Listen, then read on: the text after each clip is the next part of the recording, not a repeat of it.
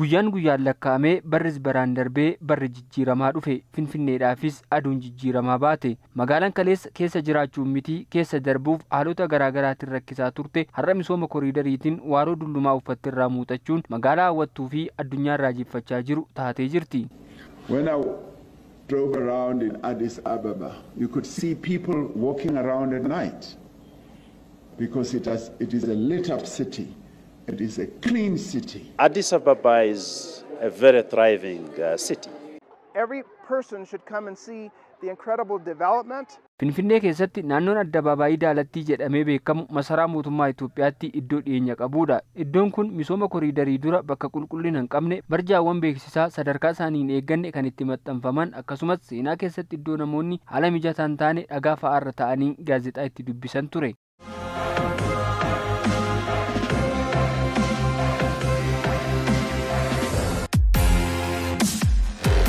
Obbo Dabbabaa Girmaa waggoottan 25 darbaniif naannawaa Daalattiitti gaazexaa fi barruulee dubbisiisaa fi gurguraa turan. Har'a rakkoon kaleessa qaban kan isaaniif furame ta'uu dubbatu. 4 ኪሎ ታሪካዊ ቦታ ነች። ጋዜጣ ሀ ብሎም የተጀመረው እዚህ ጋር ነው ይባላል።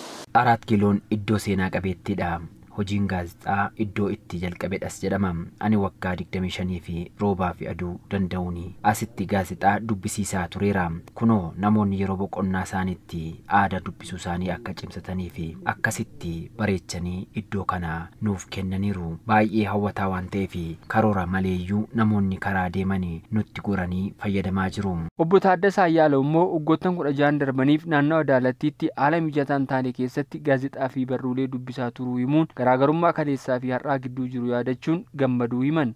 Aሁን ጋዜጣ አንባቢ ነኝ. Ani gaazexaanan dubbisa. Naannoo kanatti gara waggaa 16 ta'aniif baruulee fi gaazexaa dubbisaan ture. Misoomni koriidarii osoon hojjetamin dura dhagaarra teenyee dubbisaa turre. Amma kunoo haalli mijataan kun uumameera. Aduunis roobnis sin argu. Qulqullinas qaba. Kun baay'ee na gammachiiseera. Jiraattonni naannoo kanaa biroo yaada isaanii MN Pilaasiif kennanis misoomni naannoo Daalattiitti hojjetamaa jiru namooma irratti kan xiyyeeffate rakkoolee dur qaban mara kan hiikeef ta'uu himu. እናውን ያለው በጣም አሪፍ ነው፣ ደስ ይላል። ስፔሻል ደግሞ የግራውንዱና wanti amma jiru baay'ee gaariidha, namatti tola. Naannoo Daalattii kanatti riqichi lafa jalaan hojjetame kun waan hin turreetu dabalame. Dur gubbaarraan dildila sibiilaarra ceena ture. Magaalaa kanatti waan hedduutu fooyya'e. Dargaggoon dur iddoo oolmaa hin qabne amma bakki bashannanaa baay'een ijaarameefii jira. አሁን ያለንበት ነገር በጣም ነው ደስ የሚለው እና ግብር መክፈል ያስደሰተኝ ዘመን ቢኖር አሁን ነው። Wanti amma jiru baay'ee nama gammachiisa. Gibira kaffaluun barri na gammachiise yoo jiraate ammadha. Wanti kaffallee kunoo deebi'ee qulqullina magaalaa keenyaaf oolaa jira. Magaalaa keenya bareechee jira. Kana dura naannoon kun fokkisaa ture. Akkanatti ni bareedaa jedhee yaadeen beeku. Hoggantoonni haa galatooman, Waaqayyoo isaan haa eebbisu. Kana malees naannawaa Daalattiitti pilaazaan gubbaansaa bashannana hawaasaaf oolu jalli isaa suuqiiwwan garaagaraa 33 of keessaa qabu. Iddoon dhaabbii konkolaattota 100 al tokkotti keessummeessuu danda'uu fi giddugalli gabaa suuqiiwwan 75 of keessaa qabu. Yeroo gabaabaa dura kantiibaa magaalaa Finfinnee Aadde Adaanach Abeebeetiin eebbifamuun ni yaadatama.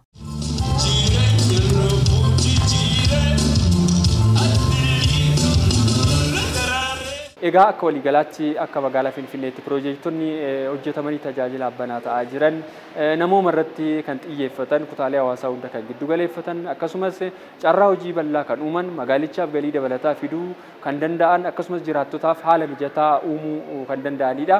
Keessattuu naannoo 4 kiiloo kanatti piroojektonni hojjetaman ammayyaa'oo kan ta'an teeknooloojiidhaan kan deeggaraman ta'uu isaanii daawwii keenyaan hubachuu dandeenyeeti kan jirru.